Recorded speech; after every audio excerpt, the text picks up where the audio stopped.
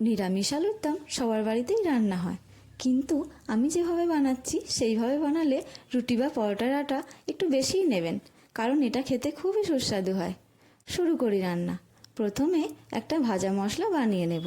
তার জন্য কড়াইয়ে মৌরি, জিরে, ধনে, গোটা গোলমরিচ, শুকনো লঙ্কা, গোটা গরম মশলা, অল্প কাজু আর 1 চামচ পোস্ত ভালো করে নেড়ে মিক্সিতে গুঁড়ো করে নিলাম।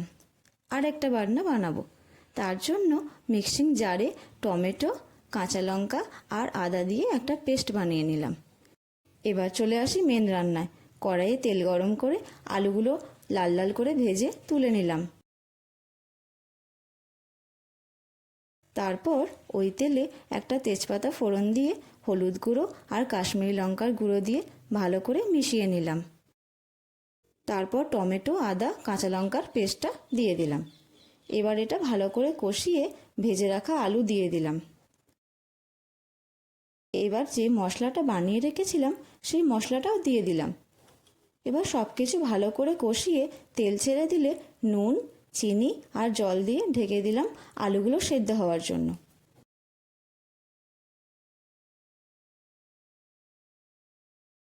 কিছুক্ষণ পর ঢাকনা খুলে উপর থেকে একটু গুঁড়ো দুধ দিয়ে ভালো করে মিশিয়ে নিলাম।